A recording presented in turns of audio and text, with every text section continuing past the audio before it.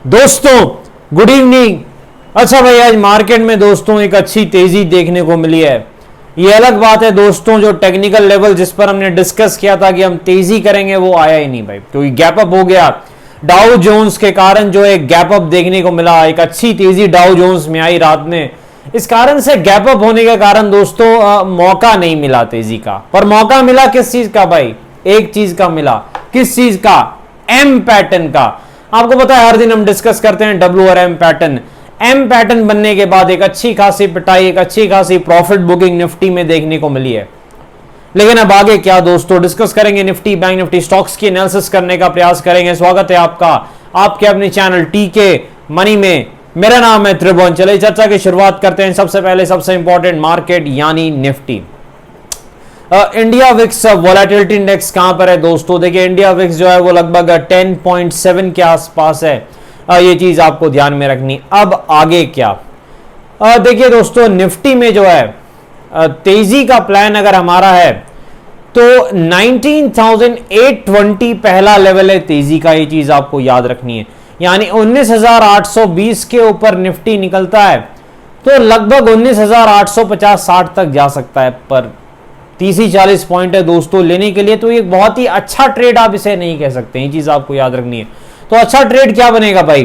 देखिए निफ्टी जब 19,850 के ऊपर निकले तो वो बेटर ट्रेड है, क्योंकि वैसे सिनेरियो में क्या होगा, एम पैटर्न जो कि मंदी का पैटर्न बना था, जिस कारण से गिरावट हुई थी, वो नेगेट हो जाएगा, यानी वो गलत हो जाएगा। और फिर जैसे ही एम के ऊपर निफ्टी जाएगा एक बड़ी तेजी हो सकती है। यानी हमारी स्ट्रेटजी क्या रहेगी? 19,855 के आसपास, 19,855 के आसपास हम तेजी करेंगे। और स्टॉप लॉस जो रहेगा दोस्तों हमारा लगभग 30 पॉइंट के आसपास का स्टॉप लॉस ठीक रहेगा भाई, कोई दिक्कत नहीं है। 30 पॉइंट का स्टॉप लॉस और 19,855 के ऊपर हम तेजी करेंगे।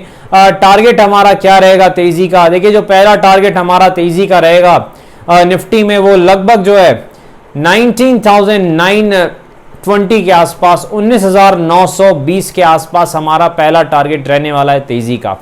तेजी कब करनी है? 19,855 के ऊपर निकले तभी करनी है, अदरवाइज नहीं करनी है, क्योंकि एम पैटर्न को हम चाहते हैं निगेट हो जाए, वो गलत साबित हो जाए।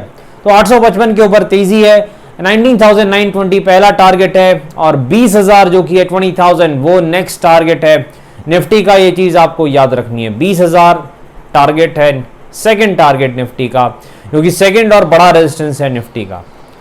मंदी का क्या सिनेरियो है भाई? देखिए जो मंदी अगर आपको करनी है निफ्टी बैंक में, निफ्टी में दोस्तों अगर करनी है, तो जब तक निफ्टी 19,780 के ऊपर रहता है तो मेरे ख्याल से कुछ दिक्कत नहीं है। 19,780 के ऊपर जब तक निफ्टी रहता है तब तक कोई दिक्कत नहीं। अगर उसके नीचे जाता है तो वैसे सिनेरियो में आप मंदी कर सकते हैं 19,780 के नीचे। और आपका टारगेट क्या रहेगा मंदी में? आपका टारगेट पहला रहने वाला है 19,700 के आसपास, 19,700 के आसपास, जो कि एक सपोर्ट भी है, वो आपका पहला टारगेट हो सकता है अगर आप मंदी करते हैं निफ्टी में। ये चीज आपको याद रखनी है। और सबसे इंपॉर्टेंट दोस्तों, डब्ल्यू और एम पैटर्न स्ट्रेटजी बिल्कुल आपको फॉलो करनी है। डब्ल्यू में तेजी, एम में पिटाई, 30 पॉइंट का स्टॉप लॉस, 100+ पॉइंट की कमाई। चलिए निफ्टी बैंक के पास चलते हैं। इधर एचडीएफसी बैंक के रिजल्ट्स अच्छे आए थे दोस्तों, लेकिन थोड़ी जो है यहाँ भी तेजी के बाद थोड़ी प्रॉफिट बुकिंग देखने को मिली है, इसमें कोई शक नहीं है। निफ्टी बैंक अगर 44,500 के ऊपर निकलता है, 44,500 के ऊपर निफ्टी बैंक अगर निकलता है तो एक अच्छी तेजी दिखा सकता है निफ्टी बैंक। और पहला टारगेट निफ्टी बैंक का क्या रहेगा? देखिए जो पहला टारगेट रहेगा निफ्टी बैंक का वो 44,700 के आसपास रहेगा, 44,700 के आसपास रहेगा। नेक्स्ट टारगेट क्या रहेगा? नेक्स्ट टारगेट 44,900, 44,900 के आसपास। ये चीज आपको याद रखनी है। तो तेजी कब करनी है? 44,500 के ऊपर पहला टारगेट, 44,700, नेक्स्ट टारगेट 44,900 के आसपास। ये चीज आपको ध्यान में रखनी है। मंदी का क्या सिनेरियो है दोस्तों? जब तक 44,350 के ऊपर बैंक निफ्टी रहता है तब तक ये मजबूत है, कोई दिक्कत नहीं है। लेकिन अगर 44,350 के नीचे बैंक निफ्टी जाता है तो वैसे सिनेरियो में आप मंदी कर सकते हैं। पहला टारगेट आपका 44,200 के आसपास, 44,200 के आसपास। नेक्स्ट टारगेट 44,100 जो कि सपोर्ट भी है बैंक निफ्टी का, यानी 44,100, 44,100 के आसपास निफ्टी बैंक का सपोर्ट है। यहाँ भी डब्ल्यू और एम पैटर्न स्ट्रेटजी दोस्तों फॉलो कर सकते हैं। स्टॉप लॉस बड़ा रहेगा, 70 पॉइंट का टारगेट 300 पॉइंट का लेके चल सकते हैं। स्टॉक्स में सबसे पहले दोस्तों हैवेल्स के पास चलते हैं। बहुत ही अच्छी कंपनी है लॉन्ग टर्म के लिए, लेकिन शॉर्ट टर्म में गिरावट दिखा रही है। इसका सपोर्ट कहां पर है दोस्तों? हैवेल्स का सपोर्ट है लगभग 1300 के आसपास, 1300 के आसपास। चलते चलते आगे IRCTC के पास चलते हैं। देखिए IRCTC का सपोर्ट कहां पर है?